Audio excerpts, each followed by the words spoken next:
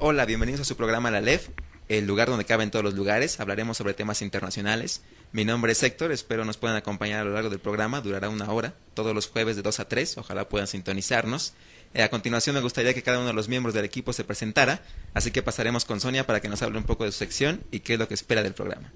Buenas tardes a todos, bienvenidos a esta primera emisión. Mi nombre es Sonia, estoy a cargo de la sección La Vuelta al Mundo en 5 minutos, en la cual les voy a platicar de una manera muy amena las noticias más importantes a nivel nacional e internacional en los ámbitos económico, político y social. ¿Qué tal? Mi nombre es Liz, yo voy a estar encargada de cultos parranderos y otro poco. A través de ella los mantendremos al tanto de los eventos culturantes en el Distrito Federal, esperemos sea de su agrado. A rodar el balón será mi sección en la que les hablaré sobre temas deportivos, estadísticas, disciplinas nuevas. Yo soy Judith, sean bienvenidos. Buenas tardes, estimados cibernautas, mi nombre es Adrián y yo voy a estar a cargo de los controles y espero que se diviertan mucho con este programa que es para ustedes. Únicamente hablaremos un poco más sobre las secciones que irán conociendo más adelante. En mi sección, la canasta de surtida, hablaremos un poquito de todo, datos curiosos e irrelevantes que no les servirán de nada en el futuro, pero será curioso tenerlos en su agenda. Habrá más secciones, entre ellas contaremos con la Torre de Babel, en la cual discutiremos los temas importantes de cada sesión, hablaremos del contenido de cada uno de sus programas a lo largo de la emisión, debatiremos las dudas, comentarios y estaremos en contacto con los temas que ustedes más nos piden. Habrá otra sección dedicada al contacto, quién es el que anda ahí. Esa sección es relativa a los invitados. Tendremos un invitado distinto, no cada emisión, pero al menos a lo largo de la temporada tendremos unos cuantos invitados que nos hablarán de temas específicos y en los cuales son especialistas. Tendremos muchas otras secciones que conocerán a lo largo del programa. Una de ellas que me gusta mucho es el costurero. Ahí cabe todo lo que no sabemos dónde poner, que ustedes podrán enviarnos sus dudas y sugerencias. Y también tendremos la sección de contactos. En ella recibiremos sus dudas, comentarios. Ya les estaremos informando cuál es nuestro correo electrónico, cuál va a ser nuestra página en Facebook al final de este programa para que ustedes puedan enviarnos sus comentarios, dudas y quejas y ojalá sea de su agrado. Empezamos entonces con el ALEF, el lugar donde caben todos los lugares.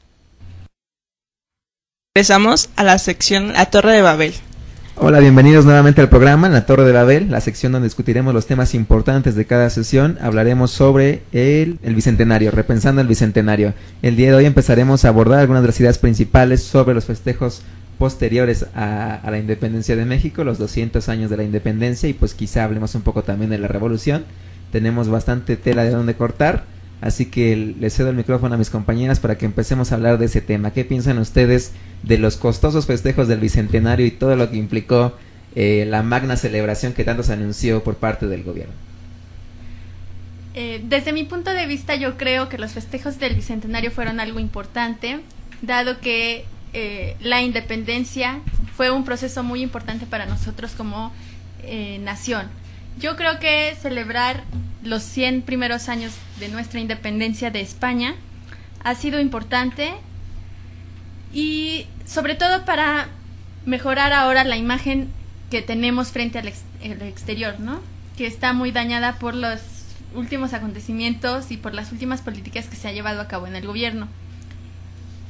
¿Pero no te indigna saber el costo de los festejos tan multimillonarios? Sí, sin embargo, a pesar de que pienso de que es algo muy importante para nosotros como mexicanos, considero que el gasto que se dio para los festejos fue excesivo, sobre todo cuando no vimos grandes cosas, ¿no? O sea, vimos un desfile que no llevaba tanto presupuesto detrás de sí, vimos realmente muy pocas obras.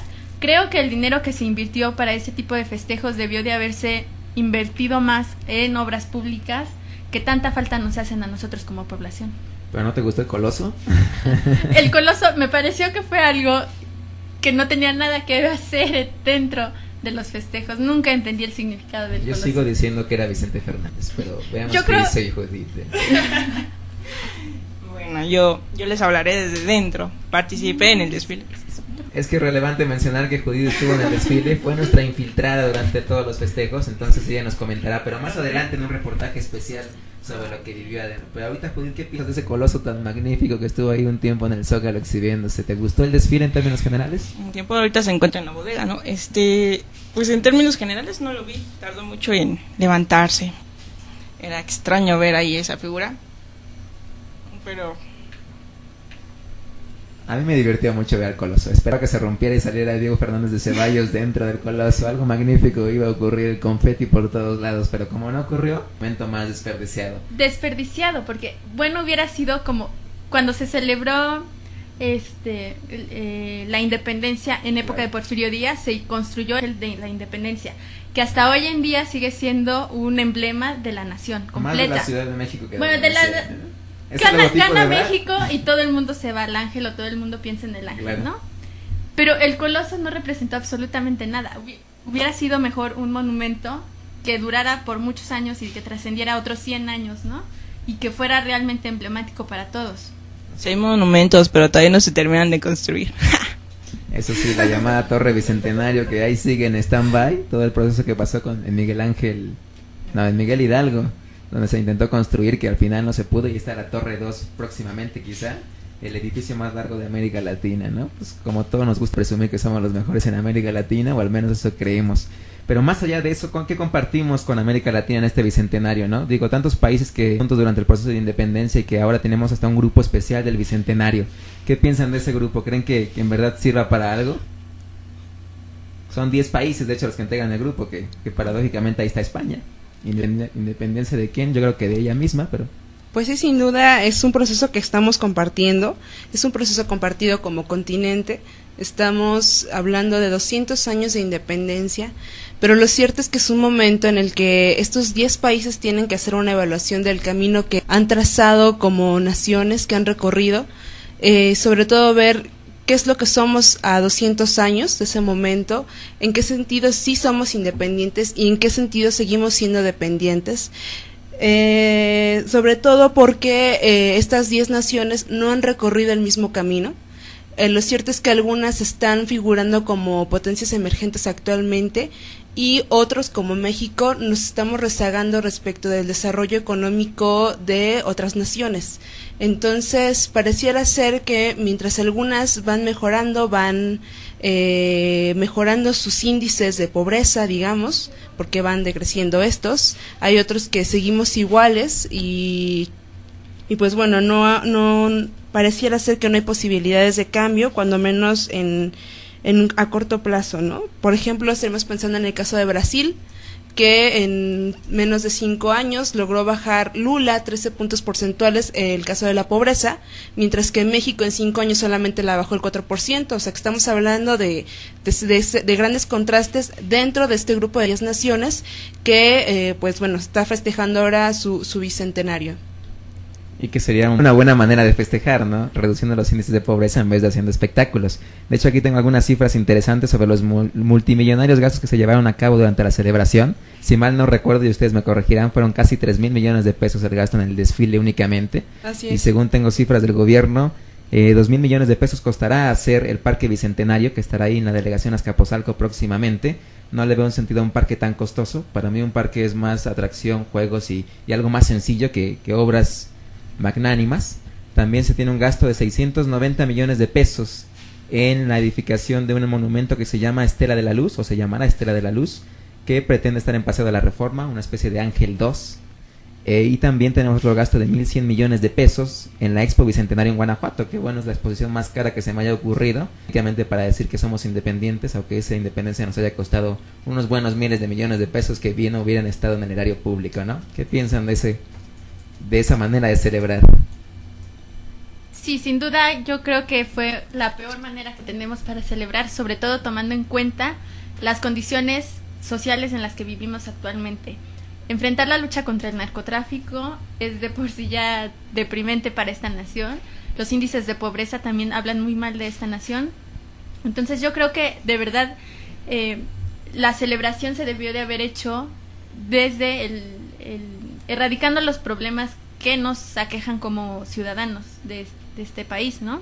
Yo creo que una buena forma de celebrar hubiera sido que el gobierno federal invirtiera más en salud o en educación, o ya ni siquiera en eso, ¿no? Sino en erradicar aquellos problemas que llevamos 50 años arrastrándolos. Sobre todo la seguridad, ¿no? Este año, que bueno, estos últimos años, que es la más la que ha crecido más debido a lo que vemos todos los días en las noticias, el narcotráfico, la gente ya está a la expectativa todo el día, ya no es nada más en la noche, sino es todo el día, en todos los lugares, no hay ninguna seguridad, entonces todos estamos. O sea que pareciera como aquella canción de Carlos Gardel de 20 años no es nada, que 200 años tampoco es nada, porque en realidad no hemos avanzado tanto como quisiéramos. Hable que hemos mejorado de 1810 a la fecha, pero digo, 200 años creo que podrían haberse sido más significativos en otros aspectos, ¿no? Pero ya en el plano internacional, para movernos un poco de tema, América Latina también celebra los bicentenarios de varios países, ¿no? Pero ¿en qué forma lo celebraron ellos que pueda ser distinto a la nuestra?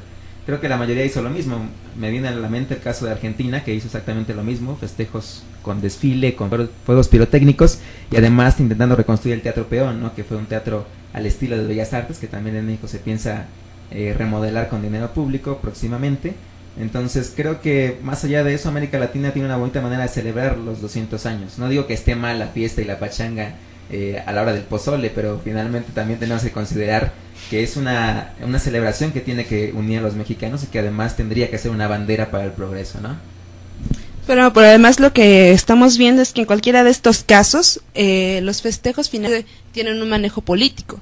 Es una forma de legitimar sistemas sociales, sistemas políticos, una forma de seguir reafirmando símbolos, y lo cierto es que tanto en el caso de Argentina, México y cualquiera de las otras naciones, lo que alcanzamos a ver es que la gente se sigue identificando pese al descontento que tienen con sus representantes, ¿no? Especialmente en el caso de México, bueno, pues Calderón es de los gobernantes más cuestionados y que tiene mayor número de personas en contra, pero pues lo cierto es que la gente fue al Zócalo, estuvo ahí, pero además se sentía el ánimo de querer festejar, el ánimo nacional, como si realmente tuviéramos algo que compartir.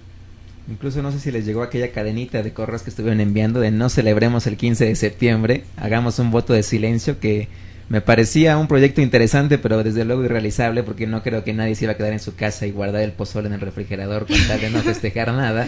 Por supuesto. Pero finalmente ocurrió que la gente sale y celebra sin importar el signo del partido o la ideología que está en el presente o los problemas que pueda estar viviendo, ¿no? Y quería aquí poner otro tema interesante en la mesa, los restos de nuestros héroes patrios, que no sé si supieron que los 14 héroes patrios que se encontraron casi escarbando ahí en la columna de la Independencia, pues fueron trasladados en una ceremonia oficial hasta el Palacio Nacional, donde van a ser exhibidos en una especie de museo. Yo no sé si la gente quisiera ver los huesos de Miguel Hidalgo todo el tiempo ahí exhibidos. Debe ser emocionante sin duda ver a Morelos Alicate del siglo XIX, pero ahí será un dato curioso y quizá populista. Finalmente los huesos regresarán al Ángel de la Independencia el 30 de julio, así que será un breve recorrido para que veamos la estructura ósea de nuestros héroes patrios. ¿Les interesaría a ustedes ir a esa presentación?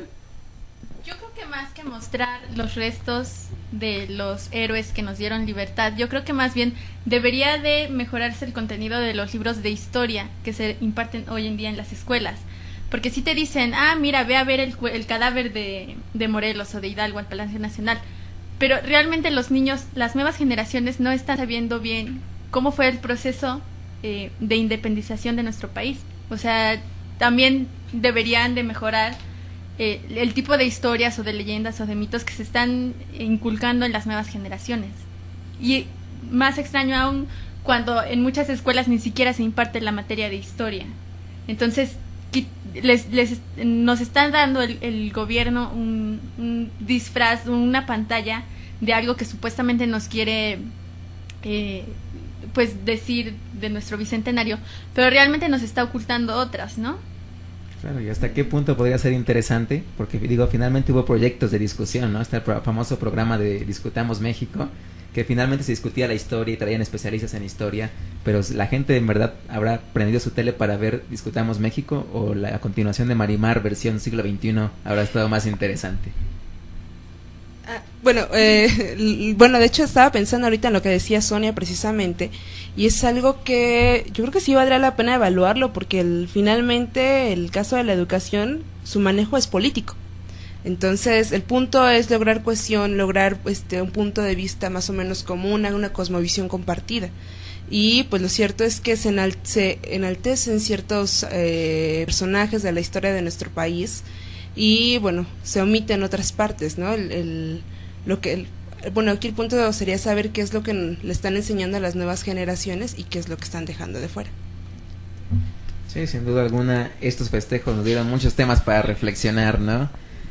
Yo pienso un poco en los temas que trajeron los festejos del Bicentenario de los Estados Unidos. Digo, fue hace más tiempo del que podemos imaginar, casi 30 años del Bicentenario de Estados Unidos. Entonces es interesante ver cómo celebraron ellos su independencia.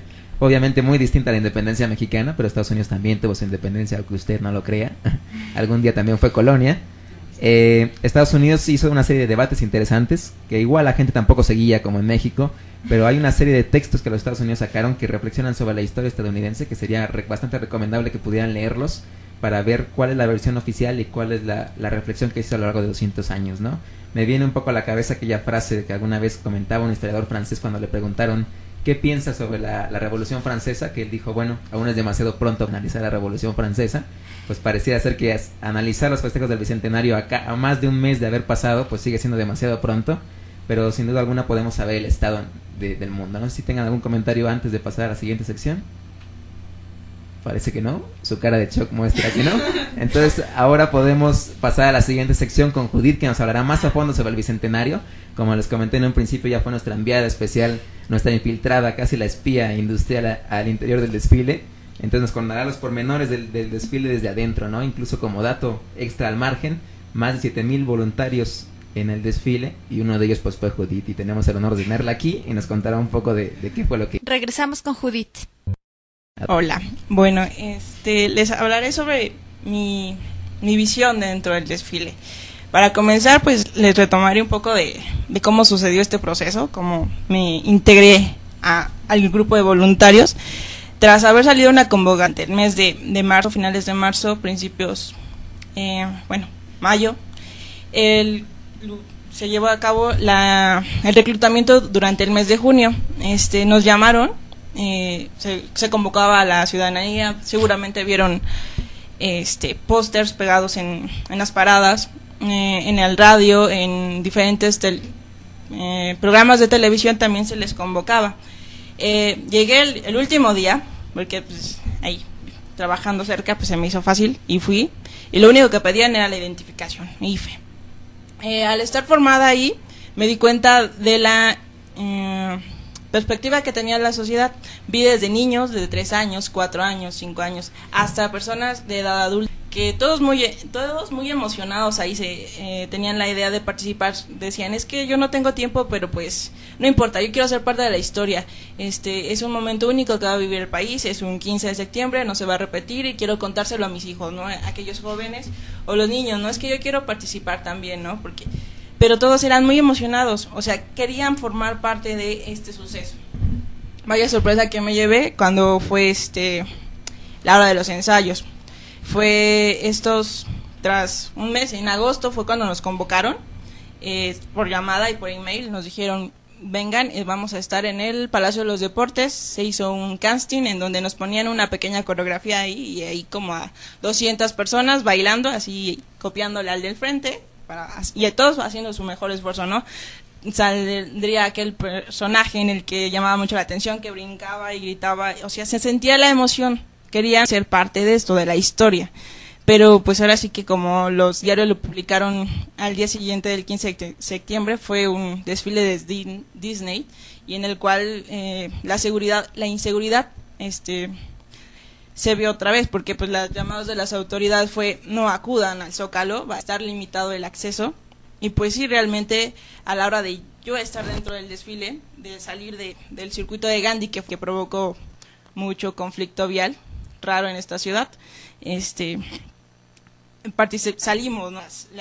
Las 11 de la mañana cuando se convocaron a unos, dependiendo de tu sección eran 9 segmentos.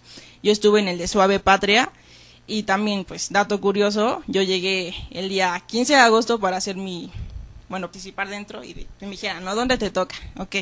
Y pues me habían dicho, manipulador de avión, ¿no? Y yo, ¿qué es eso, no? Y ya te ponían en una especie de avión de papel, seguramente lo habrán visto por televisión, y ahí tú hacías tus movimientos. Pero, no, ya está ocupado, lo siento, no tienes lugar. Voy a que te reasignen. Y ya regresé a otro y me dijeron matachín. Los pobres matachines les pusieron unas varillas así como tipo mochilas y tenían que cargar ahí un letrero con un segmento que de la Constitución, el cual aparecía, no lo decía, nada más que aparecía así electrónicamente, y entonces, pero acababan molidos porque estaban poniendo a niños de 4 o 5 años a cargarlos, incluso en el de mariposas igual, entonces hubo mucha queja por parte de los padres, porque pues decían, ¿cómo pones a un niño en esa parte y cargando eso, no? Entonces se reasignaron. Otra cosa también fue los vestuarios, ¿no? Los vestuarios eran así, para el gasto que se hizo eran muy limitados, eran muy pobres, eran como de reciclables, que por cierto nos los regalaron, ¿no? Tras haber firmado y aceptado ahí, pero eran muy, ¿cómo decirlos? Deprimentes, no iban acorde con, y aparte pues no tenía sentido, porque bueno, a final de cuentas yo terminé en la sección de pregonero, yo me imaginaba ahí, ¿no? Que como en el México antiguo, ¿no? Diciendo la hora y gritando, ¿no? Pero no, resulta que me dieron un megáfono y ¿cómo se llama? Un impermeable. Y tú ibas diciendo una frase de la Constitución, no sabes ni a qué artículo, pero tú ibas diciendo una frase de la Constitución, ok. No tenía lógica, el impermeable era supuestamente con las delegaciones, con las 16 delegaciones que componen el distrito, pero no era cierto, era una copia de un pedazo de la Ya Rojí y estaba repetido, o sea, no tenía ninguna coherencia, o sea, tú decías, ¿y esto qué representa, no? No era nada. Y la sección era, se supone que educación, y veías a niños ahí, profesores supuestamente y con sus globitos, ¿no? Pero no tenía nada que ver, o sea, yo sinceramente siempre me pregunta ¿qué hago aquí? Estoy perdiendo mi tiempo, pero fue más mi deseo de ver hasta dónde llegaba, ¿no? Y ya, el día del evento, como les comento, nos juntaron todos desde las 11 de la mañana, 10, dependiendo de lo que te tocaba y en qué segmento estabas. Te tenías que pasar a tu vestuario y pues obviamente por tu lunch. Tu lunch era una torta de jamón, una torta del Chavo, una manzana, una palanqueta y bueno, tienes que hacer fila para tomar agua de los garrafoncitos que ponían ahí, así que pues 1 hora después podrías tomar agua. Gracias. Y entonces ya, eran las 4 de la tarde, todos listos, preparados, maquillados, a los que les tocó maquillaje y vestuario porque porque no todos gozaban de ese privilegio, ¿no? Ya. Se oían ya los helicópteros, se veían los canales de televisión ahí, y pues ya salimos. Pero fue por un lado emocionante, sinceramente, porque la gente sí quería festejar algo, en el afán de querer buscar algo bueno dentro de todo lo malo que tenemos, era el deseo, ¿no? Querer festejar. Pero muy poca gente fue, sinceramente, no se veía mucha, así como los conglomerados que se forman para los meetings y todo este asunto, era muy poca. A final del día se hicieron caso a lo que propuso el gobierno de no asistir, en el Zócalo también eran muy pocos, sin embargo los pocos que estábamos ahí estaban gritando, pero todo esto iba acorde con la televisión, o sea, no iba con lo que era México, sino acorde con lo de la televisión, porque teníamos que esperar a que la televisión esté autorizada para poder entrar al Zócalo, porque sepan ustedes que llegando a un poco antes de Bellas Artes, ahí se terminó nuestra participación, nos quitaron pues las partes extras que llevábamos según tu segmento, ya sea tu... ¿cómo se llama? Como tu mochila y todo ese tipo, te daban una toalla, tú podías descansar, comías otra vez tu deliciosa torta del Chavo del 8 y a las 8 se nos llamó otra vez para formarnos y poder entrar todos al Zócalo. Y ahí 1 hora, eran las 10 de la noche y todavía no entrábamos, pero ahí echando porras, gritando, cantando El Cielito Lindo, los comentarios, es de que yo le voy a contar a mi hijo y es que yo fui parte de la historia, o sea, se mostraba la emoción de la gente, ¿no? Entonces eso es lo bonito, lo que me agradó a mí. Ya entrando en el Zócalo, pues las luces, los efectos, los juegos artificiales, podría ser lo que a mí me gustó, el privilegio de haber estado ahí sin que me estén apachurrando y en todos los conglomerados, pero no a todos los que estaban en el Zócalo, ¿no? Porque pues teníamos libertad los que éramos voluntarios de poder transitar libremente por lo que era el circuito del Zócalo, entonces teníamos plena libertad y pues al final del día terminamos, a las 12 terminaba nuestro compromiso y cada quien para su casa y ya teníamos nuestros boletitos dados para poder regresar a nuestras casas porque nos regalaban 2 boletos del metro. Entonces, para que tú llegaras, pues sí, ya así concluyó. Pero bueno, yo pensé que ya había terminado todo el show, ¿no? Faltó nos agradecieron vía email y posteriormente el día 24 de septiembre nos convocaron nuevamente para asistir al Auditorio Nacional, en donde entregarían un reconocimiento por parte del presidente. Wow, fue muy emocionante, a mí me gustó mucho porque la gente ya se conocía, ¿no? Eran la forma de conocer otras personas, ¿no? Que no te imaginabas, de otros lugares, de socializar, perdón. Y pues sí, entramos y el auditorio era todo nuestro. Gritábamos y todos ahí echando porras y cantando y bailando la de Alex Sintek, porque pues, al final de cuentas sí hubo una coreografía sobre esta, así todo ahí, y toda la gente, ¿no? Y hola, ¿y cómo estás? Y ya nos dieron nuestra playerita de yo sí soy voluntario. El ciudadano presidente Felipe Calderón llegó al auditorio y pues todos lo pudimos saludar. Bueno, yo sí tuve el privilegio de desprivilegio, no sé cómo llamarlo, ¿verdad? Pero ahí estaba y estuvo saludando a medio auditorio, así. Después hubo un momento en el que nos agradeció, hubo una participación del equipo de logística, me dio su acción para la realización de y finalmente fue la toma de fotografías, ya sea con el secretario de Educación, Lujambio, o con la primera dama, Margarita Zavala. Y bueno, eso se podría hacer lo rescatable. Y después de ahí pasábamos otra vez a formarnos para que nos entregaran nuestro reconocimiento con la firma del presidente y un DVD, porque como nosotros fuimos parte del desfile, pues nos pudimos ver en televisión, ¿verdad?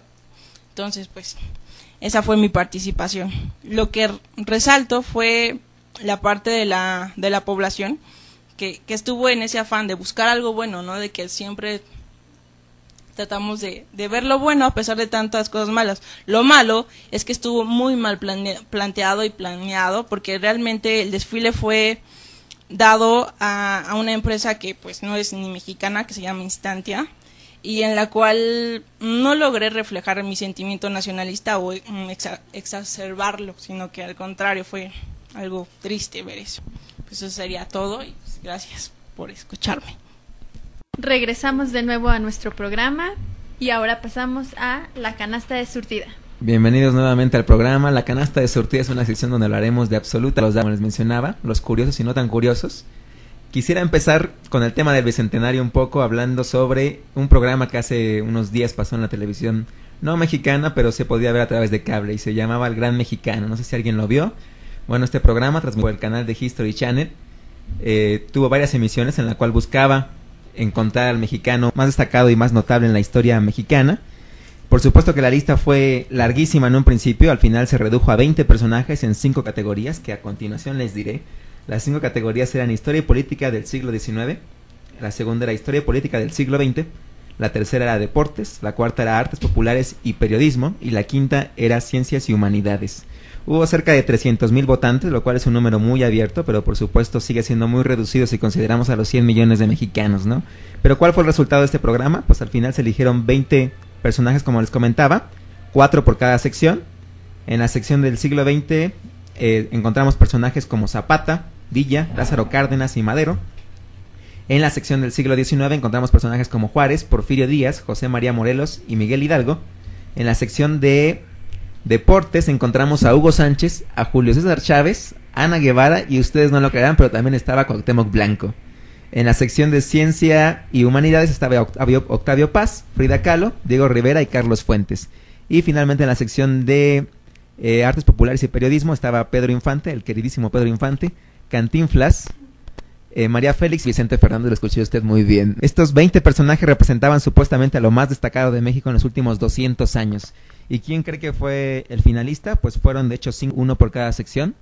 Los que pasaron a la ronda final fueron nada menos que Octavio Paz, Pedro Infante, Benito Juárez, Hugo Sánchez y Emiliano Zapata. De esos 5, ¿quién creen ustedes que fue el gran mexicano? Aquel que nos representa a todos nosotros, pues fue nada menos que Juárez.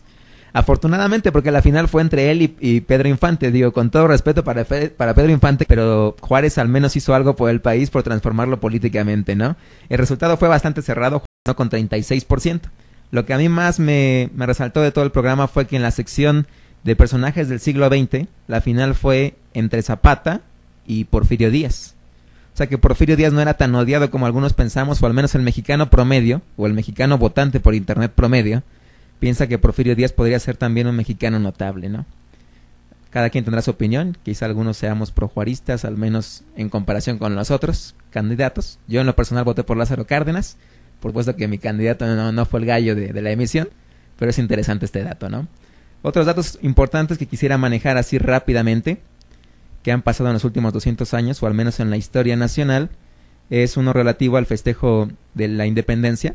Todos ustedes deben saber ya, porque la primaria es bastante efectiva en inculcarnos la historia, que el 16 de septiembre de 1810 fue el día de la independencia, ¿no? Pero en realidad ese fue el día en que comienza la independencia, porque la consumación no fue hasta el 27 de septiembre de 1821. Entonces quizá en el año 2021 tengamos algún gobernante que esté dichoso de festejar los 200 años de México, esta vez sí los buenos 200 años de independencia, y no estos 200 años del inicio de la independencia, ¿no?